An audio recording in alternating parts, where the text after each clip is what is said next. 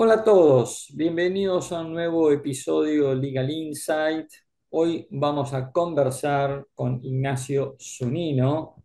Ignacio es abogado, egresado de la UBA y máster de la Universidad Austral y socio de la firma homónima. ¿Cómo andas, Ignacio? ¿Bien? Bien, bien, bien, muchas gracias, Augusto. Bueno, el motivo por el cual lo convoqué a Ignacio a este encuentro es porque en su momento él publicó una nota, un artículo que era Derecho Penal e Inteligencia Artificial y la verdad que me interesó mucho. Ignacio aceptó la propuesta. Así que vamos a abordar un tema complejo, pero actual a la vez y novedoso, que es esto, ¿no? De qué está pasando qué conexión hay entre el derecho penal, la inteligencia artificial, nos quedamos atrás, cómo hacemos para estar a la altura de la evolución tecnológica. Fuimos testigos hace poco de un video publicado sobre un candidato, ¿no es cierto?, sobre un presidente de un partido político diciendo cosas que nunca jamás dijo en un video hecho, ¿no es cierto?, con justamente inteligencia artificial, ¿no? Con todo este futuro que se nos viene. Entonces, la primera pregunta básica que te quiero hacer, Ignacio, es contanos un poquito, ¿está el derecho penal a la altura de la circunstancia? ¿Está preparado para lo que se viene en inteligencia artificial? Bueno, Augusto, primero, gracias por interesarte en el tema y en el artículo que escribí. La respuesta es no, porque el derecho penal está pensado y estructurado para juzgar conductas humanas voluntarias. Y por su parte, la inteligencia artificial tiene como característica principal la autonomía para aprender y para ejecutar. Por eso leemos todos los días noticias de si el trabajo humano va a ser reemplazado por la inteligencia artificial y qué sé yo. Más allá de eso, que nadie lo puede saber hoy y seguramente no tengo una respuesta en términos absolutos, lo cierto es que conceptualmente estamos frente a algo totalmente novedoso, que es una máquina con autonomía, que puede hacer cosas que hasta ahora las hacíamos los seres humanos nada más. Entonces, ¿qué pasa en su relación con el derecho penal? La inteligencia artificial, gracias a su autonomía para aprender y ejecutar, va a generar hechos, acontecimientos, cursos causales, para decirlo en un término jurídico, que no son dominados por un ser humano. Entonces, no hay reglas para juzgar esto. Y las dificultades son de tres tipos. La primera es dogmática, porque esta autonomía no tiene lugar, esta autonomía de la máquina, no tiene lugar en el derecho penal pensado para hechos dominados por un ser humano. La segunda es que gracias a su capacidad, la inteligencia artificial puede causar daños muy superiores a los que puede causar un ser humano. Y por esta misma capacidad, también puede dificultar las investigaciones de un modo mucho más eficiente de lo que lo hace un ser humano.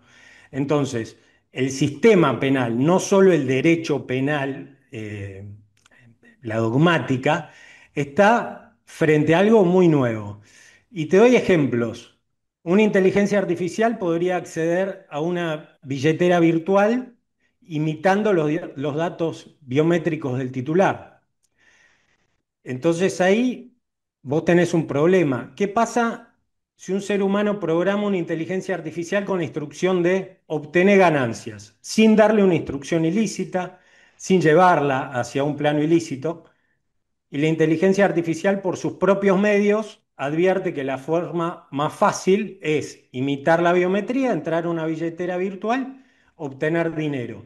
Y seguramente más adelante también va a poder abrir una billetera virtual con una identidad simulada y mandar la plata ahí y así sucesivamente. Entonces, vos ahí tenés un hecho en el que el ser humano da una instrucción lícita y la inteligencia artificial la ejecuta de manera ilícita. Te doy dos ejemplos cortitos más. Te cuento Le que pedís estoy, un texto. te escucho y ya me estoy entrando en pánico, ¿eh? La verdad que...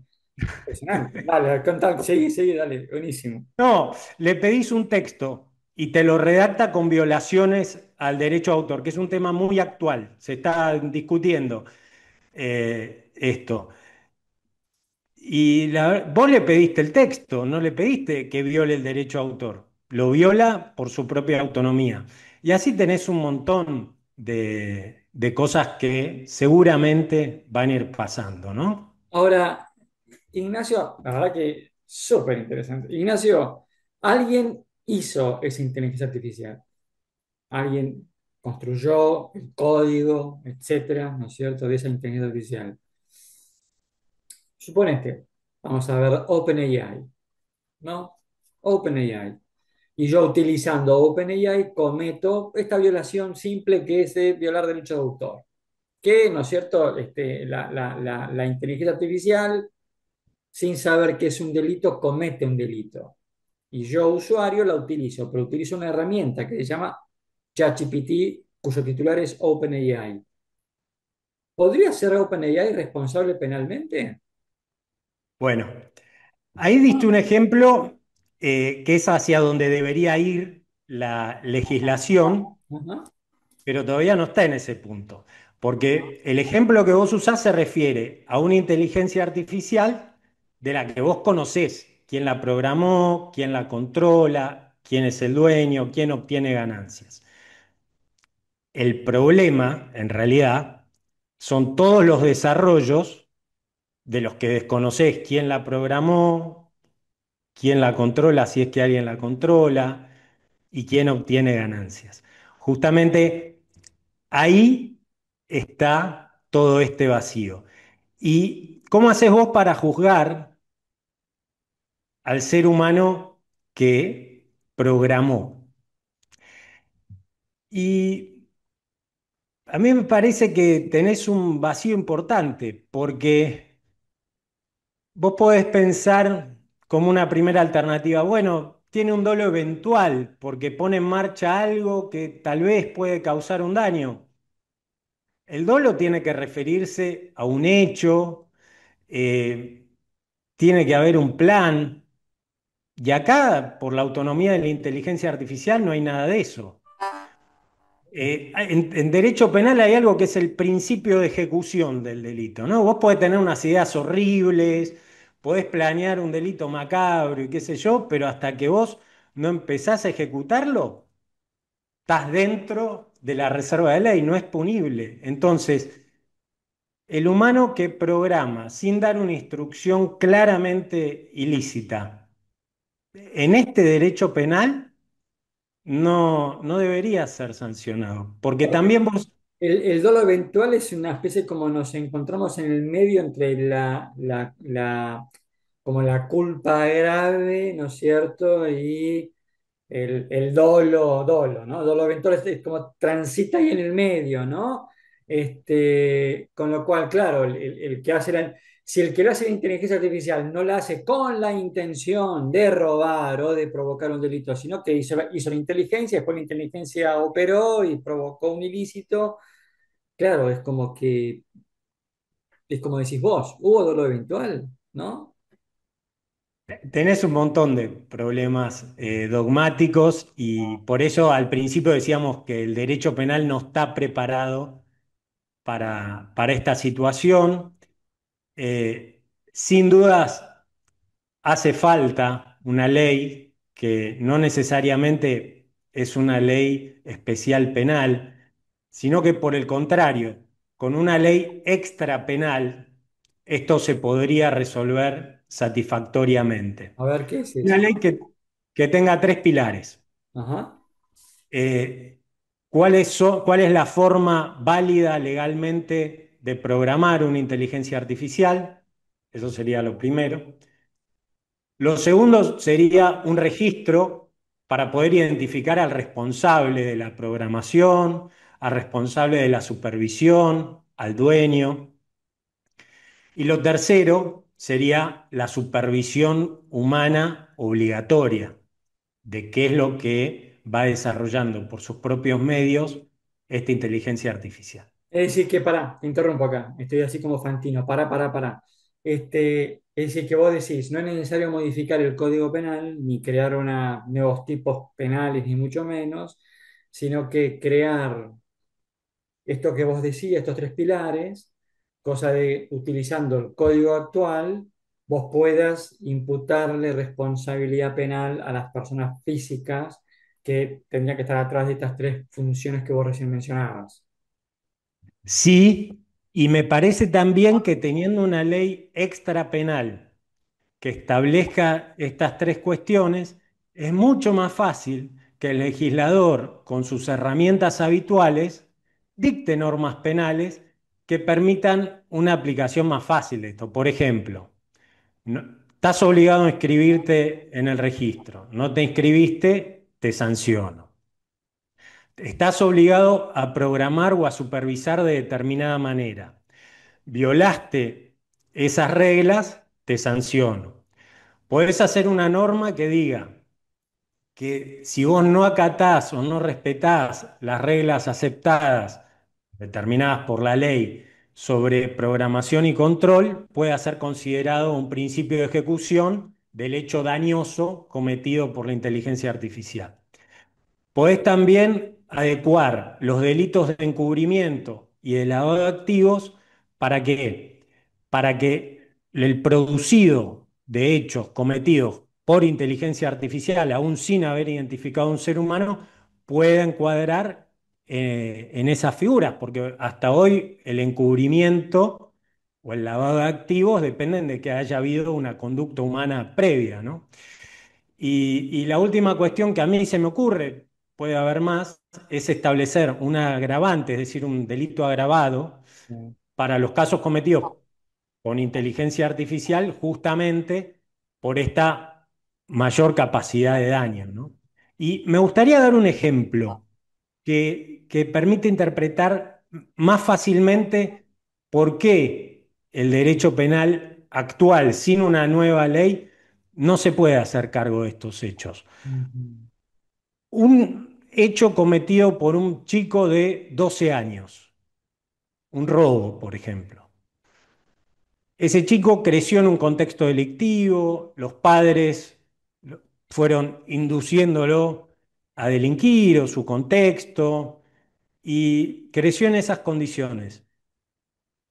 Cuando comete el robo, el Estado no sanciona al padre, porque el chico, a pesar de no ser capaz de culpabilidad y a pesar de no recibir una sanción penal, actuó por sus propios medios.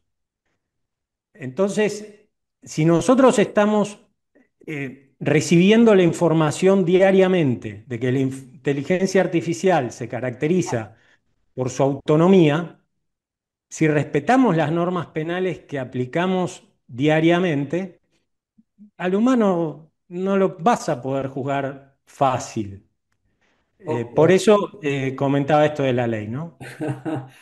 Ok, pero me parece que acá hay algo importante, podemos debatirlo, que es el tema de la voluntad. Entiendo que la inteligencia artificial sea autónoma en el sentido de que llega un punto en el cual elabora sus conclusiones y toma sus decisiones por decisión propia, por así decirlo, ahí viene la autonomía. Ahora, me parece que en el ejemplo que diste, que está muy atinado, esto del menor y la inteligencia artificial, los padres y el creador de la inteligencia artificial haciendo un paralelo, el chico actuó, si bien menor de edad, actuó con autonomía y voluntad. Ahora, la inteligencia artificial actúa con autonomía, lo que no sé si tiene voluntad. No, no la tiene, Ok, pero no quiere decir que esa voluntad que la inteligencia artificial no tiene sea sustituida por la voluntad del humano, porque como decíamos antes, claro. puede haber un hecho que el humano no le dice que cometa determinado delito o no le plantea una finalidad ilícita. Por eso también es importante que se legisle sobre cómo programar y cómo supervisar, ¿no? Ok. Porque hay que prevenir más Con lo cual, que... te escucho atentamente y digo, quiere decir que para todos aquellos que están en el mundo de la inteligencia artificial, y esto que voy a decir es muy fuerte, pero vale la pena decirlo en esta charla, tienen la verdad que un campo de inimputabilidad enorme. Bueno, creo también que es relativo, ¿no? Porque vos tenés, o al menos yo identifiqué cuatro grupos de hechos delictivos, entre comillas, que podrían cometerse a través de la inteligencia artificial. El primer grupo es justamente aquellos hechos que son determinados por el ser humano, que el ser humano programa la inteligencia artificial para delinquir. Y esos hechos me parece que no es tan difícil juzgarlos con las reglas actuales. Podés tener algunos casos problemáticos, pero que también por vía de interpretación los podés resolver. Por ejemplo, la inteligencia artificial causa un daño mayor al que pretendía el humano, o ejecuta el hecho mediante una planificación distinta, o falla y no logra el resultado. Pero ese grupo de hechos por ahí es el más fácil.